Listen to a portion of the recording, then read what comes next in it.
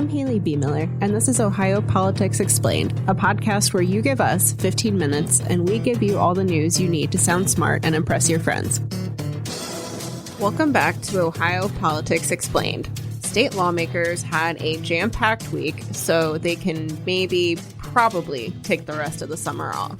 They passed bills to tackle claims of Medicaid fraud, change the rules for mail-in voting, and send an amendment to the November ballot. But one glaring issue didn't get solved: data centers. Back in the studio is Jesse Balmert, who will help me wade through all of this because I am tired. Yeah, I think between the two of us, we put in quite a few hours, but you definitely got the shorter straw, being there a little later.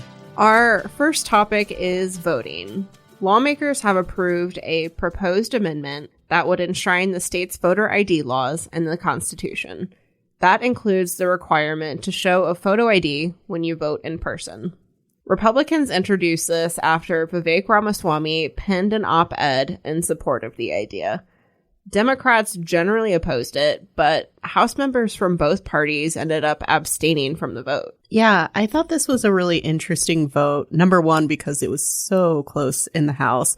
They needed 60 votes. They got 61. And so commend all the people who count the votes in the House. It actually happened. It was a little touch and go there. We had President Donald Trump was weighing in saying that they should pass it. You had another measure that I'm sure we'll talk about to try to gin up some support for the concept generally. And even so, it was pretty tight. And I did think it was interesting that there were a number of Democrats and even a few Republicans who just abstained from this vote, even though they were certainly there. Yeah, I think voter ID is a complicated issue for both parties, but particularly Democrats, because polls do show that Republicans and Democrats across the country generally favor voter ID requirements. People are not necessarily turned off by the idea that you should have to show a government ID to cast a ballot, but there are concerns among voting rights advocates and others that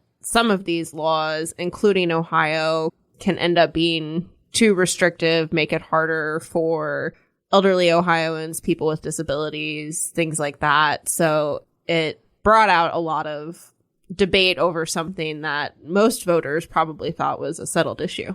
Yeah, I thought it was interesting the way that the top House Democrat, Leader Isaacson, talked about this. It wasn't so much focusing on the pros and cons of voter ID. It was more like, why are we focusing on this as opposed to other issues?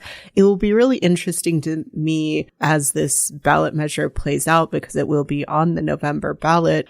Who opposes this? How strongly they oppose it? Is this something that the candidates for Senate and governor are talking about? Or is it really just something that's already state law that we're going to put in the Constitution? Right. I think Democrats are definitely annoyed and expressed that feeling that the legislature was taking time on this when there are a lot of other issues happening in the state. And they have said that, they feel like this is a way for Republicans to gin up voter excitement over the November election. But I guess we'll see if it pans out that way. Yeah, it'll be interesting if this was a top issue for anyone going into the November elections. I'd be kind of surprised if it wasn't, taxes, affordability, data centers, any of these other things that we, could have been talking about as well. Right. And as you alluded to, that takes us to another thing that happened yesterday. Republicans passed a bill to require photo ID to vote by mail starting next year. There's a lot of process in this bill, but it would basically involve voters submitting a photocopy of their ID or taking a picture on their phone of the ID for an online portal. And also, as you alluded to, this kind of came together because there were some Republicans who wanted to see an idea like this in the amendment. Yeah, I think you started to hear the rumblings, and you saw one Republican senator vote against the measure because of this reason, but you certainly heard more of it in the Ohio House, concerned that if we're going to require photo ID for in-person voting? Why are we not requiring photo ID for absentee mail-in voting? And that became a bit of a side issue. But when you're trying to get to 60 votes, which is a really hard number to get in the Ohio House of Representatives, things like this can come up. I think this bill was kind of clunky, I guess would be the way I would describe it. There were a lot of different versions. At one point, we were going to need like photocopiers or something. You followed it closer than I did, but the ultimate version came together. But there was a lot of there was a bit of a journey along the way. Yeah, I'll be interested to see what happens next. The amendment does not go to Governor Mike DeWine, does not need his approval, but this legislation for mail-in voting does need his signature. He has expressed reservations about changing election laws again in the past, and we've heard from election officials, even Secretary of State Frank LaRose, that this came together just too quickly. There's a lot of stuff in there that critics don't think makes sense, and I'm curious to see if DeWine will be receptive to any of that. Yeah, I think it'll be interesting, especially I could see the concerns if this is going to, disenfranchise voters. I think sometimes technology can be harder for people of all ages, but certainly that could be a concern if this becomes something too complicated for mail-in voting. Does that outweigh the concerns about potential issues raised by mail-in voting and photo identification? Let's move on to Medicaid. Lawmakers scrambled to pass legislation after a conservative website alleged widespread fraud in the home health care program. The issue even brought the Trump administration to Columbus. How did they decide to tackle this? Yeah, I think you've seen just a lot of outrage and conversations about Medicaid, whether that be waste, fraud, or abuse, and the extent to which this is an issue recently. And so lawmakers were under a pretty good amount of pressure, a pretty tremendous amount of pressure to pass something. The journey that we went on with this bill as well, there were a lot of different amendments. At one point, one of the things that they looked at was preventing relatives from participating in home health care, like personal services. That received a tremendous amount of backlash from the developmental disabilities community, but also just other people who have caregivers who are their relatives in their homes.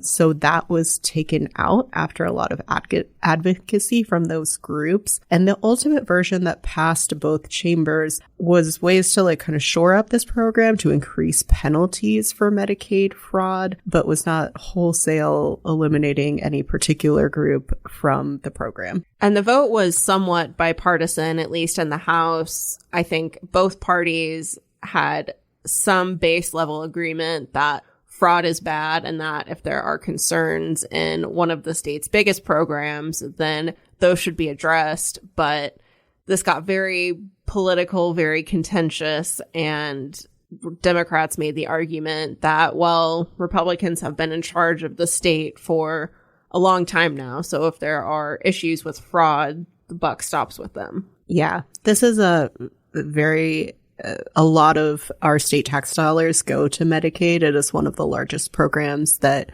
we pay for. And so there's a lot of interest in that. I think anytime you're concerned about kind of the spectrum of fraud to access, right? If you make it so hard for anyone to get into the program, you're going to reduce fraud, but you're also going to reduce access from legitimate people who need the care, who need the assistance. And so where is the right place to put that on the spectrum? I think that's a conversation that's not over in the Ohio General Assembly. I wouldn't be surprised if this comes up either later this year or next year, but this was kind of their first attempt. And I think ultimately ended in a bipartisan place, but it certainly did not start there. We'll wrap up today with data centers, another issue lawmakers hope to tackle before summer break. A bill introduced this week would have required companies to pay for their power and track water consumption, which are two big issues for people who don't like data centers. It also would have reduced a sales tax break for data centers to 50%.